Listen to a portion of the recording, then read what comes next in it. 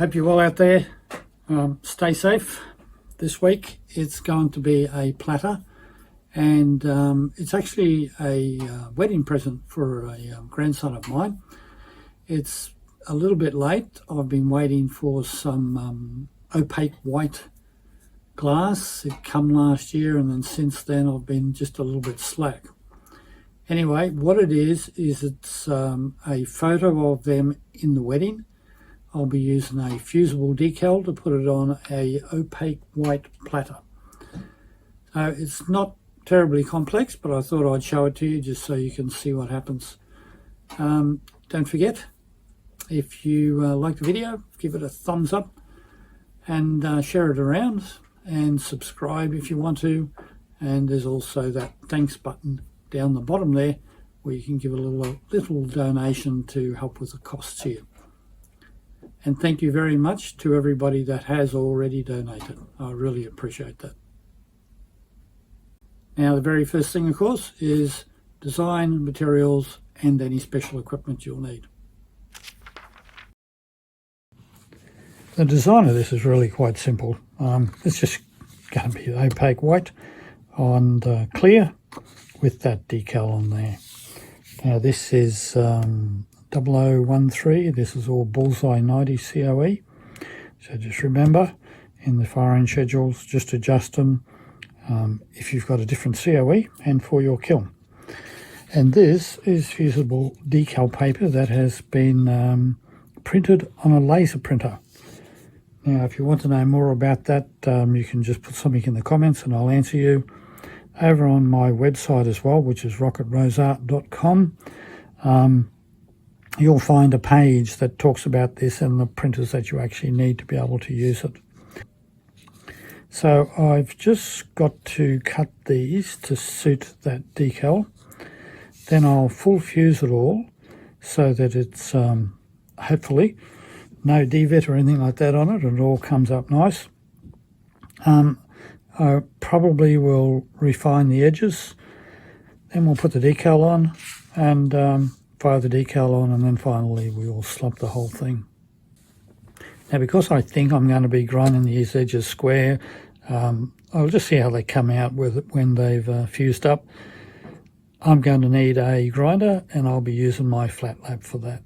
If you do something similar to this one, if you don't want the rounded edges, that's the only piece of special equipment I think you'll need, is something to grind those edges. Just something else about the decal, if you're not aware, it's not going to come out black. It's going to come out a rust sepia look because there's iron oxide in this ink, or it's not ink, it's the toner, and that's what causes the colour. Basically, the iron oxide oxidizes, goes rust-like, and you get that nice rich sepia colour.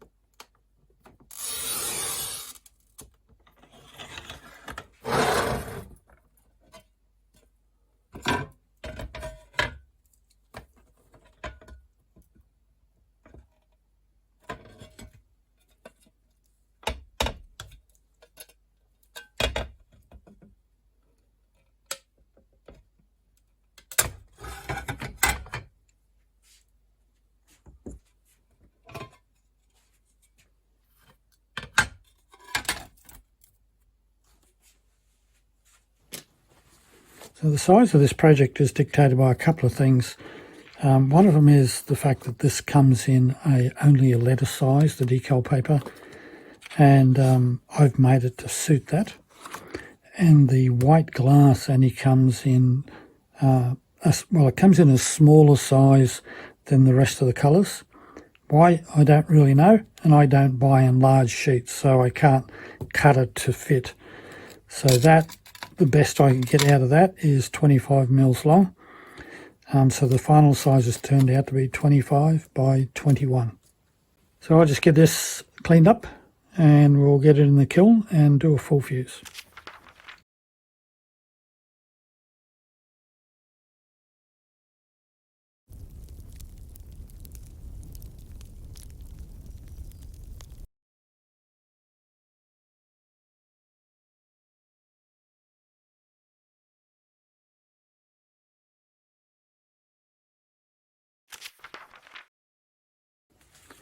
Just something I need to mention here about the decals. These are printed on a laser printer, so what you see in the black there is laser toner. And when you put the decal on, make sure you don't rub it too much, because you will smudge it basically, and ruin the decal. So what I'm going to try and do here when I get this on is just try and gently, I'll be using the spatula, try and get out as many of the bubbles as I can, or use this and just roll them out as much as I can without disturbing that toner. Anyway, I'll just make sure this is clean and then we'll get started.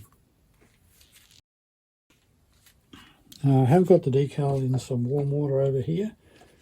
Once it's put a bit of water on here just to help it slide around, and then once it's decided it's going to level itself out,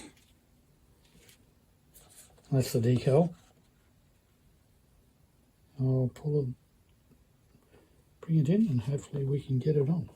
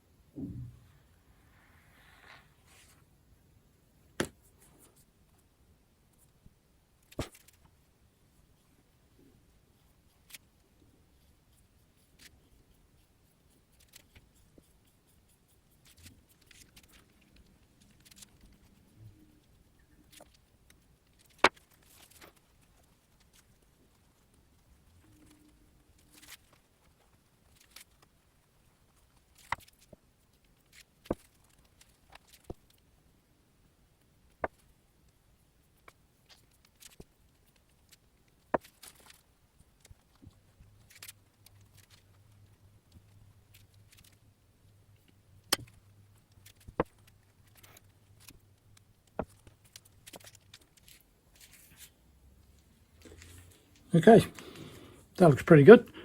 So I'll just leave that overnight, let it dry out, and then we'll get it in the kiln tomorrow.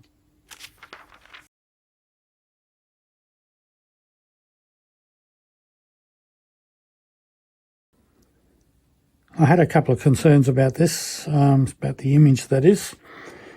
The main one was whether the font was going to work all right. You see it's a fairly fine font, it's not very heavy, and I was just a bit concerned whether that would come out dark enough and be readable, and it's worked out all right, I think. So I'm happy with that, it's all worked out. We've got a nice sepia image in there. I call it sepia, call it whatever you want, rusty, because that's what it is. It's oxidized iron. We'll get that on a mould now and I'll do the final slump.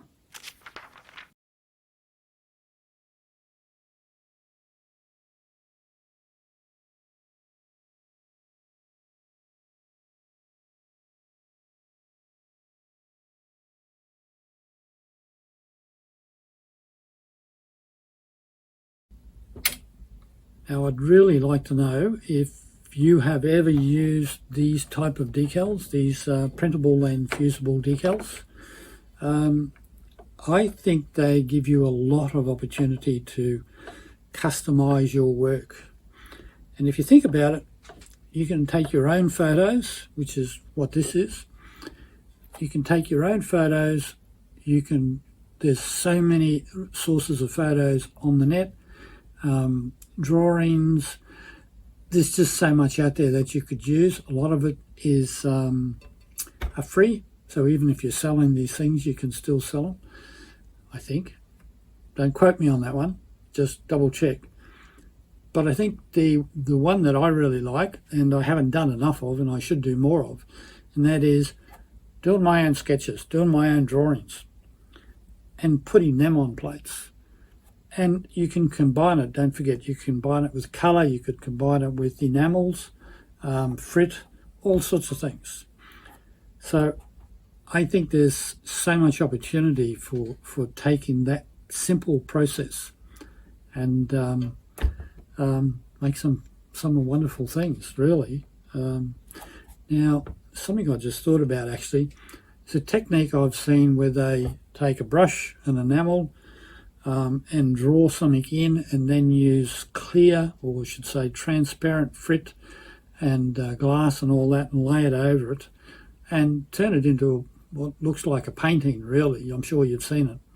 You could do that with these as well. It'll come out this sepia colour. Don't forget, it's always going to come out this sepia colour, but I'm sure you could do exactly the same thing with this. And the lower you fire this, the darker it will be. So the higher you go, the more it will fade it out. Again, gives you opportunity to change the effect that you're looking for.